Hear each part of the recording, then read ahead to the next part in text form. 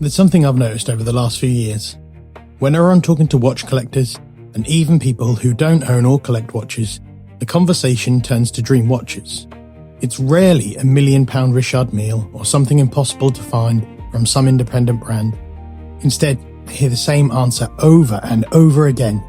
If I sold my business tomorrow, if I won the lottery, if I got to retire early, I would buy a solid gold Rolex day-date, and that's me done. Their exit watch, the one watch to mark the end of the journey. And I've always found that fascinating, because when you're spending day-date money, you're also looking at some serious competition. You're in the territory of the Audemars Piguet Royal Oak. You're looking at Vacheron Constantin overseas. There are perpetual calendars, precious metal sports watches, and even complicated dress watches. So why is it that so many people still end up choosing the gold day-date? Let's talk about it. The Rolex day-date first appeared in 1956, and at the time it was genuinely groundbreaking.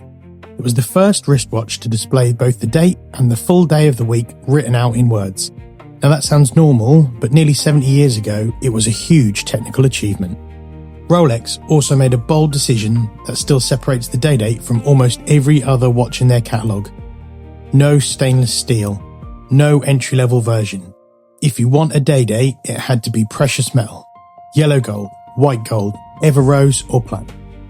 That's still true today. And I think that exclusivity has become a huge part of the watch's identity.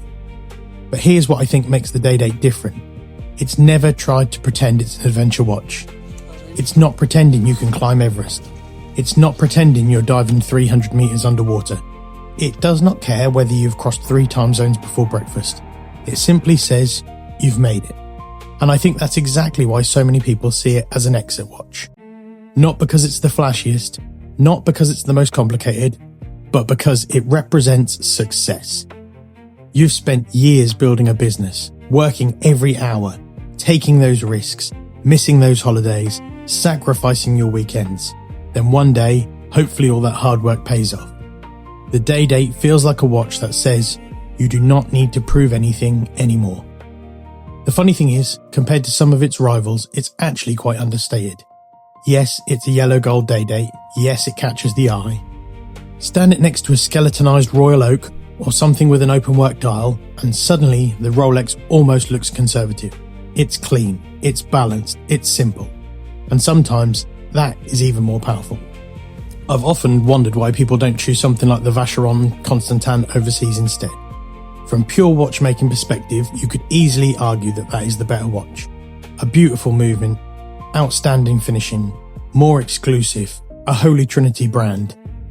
The Royal Oak also has incredible history, and it's one of the most influential watch designs ever created. So why doesn't everyone dream about those instead? I think it's because watches aren't a logical purchase. They're emotional ones. The day-date has something that very few watches ever achieve: instant recognition. Even people who know exactly nothing about watches look at a gold president bracelet and think, that person's doing alright. Love it or hate it, that is true. It also helps that the day-date has spent decades on the wrists of some of the most incredibly influential people on the planet. It has earned the nickname the President after being worn by leaders including US President Lyndon B. Johnson, and it became closely associated with power, leadership, and achievement. Away from politics, you've seen it worn by golfing legends Jack Nicklaus, investor Warren Buffett, rapper Jay-Z, and even fictional icons like Tony Soprano.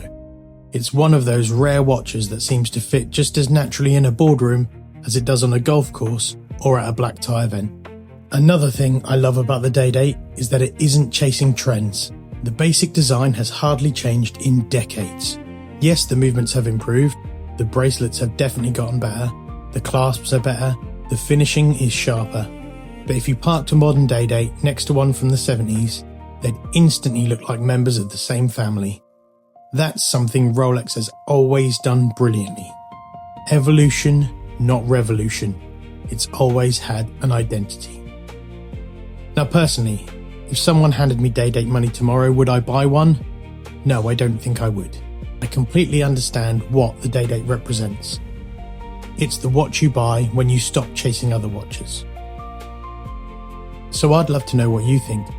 If somebody handed you £40,000 today to buy a watch, are you buying the gold Rolex Day-Date? Or are you walking straight past it and picking something else like a Royal Oak, a Vacheron Overseas, or maybe something completely different? Let me know down in the comments what you're buying with £40,000. And if you enjoyed this video, don't forget to give it a like, please subscribe, and I'll see you in the next one for another episode of Caffeine and Chronometers.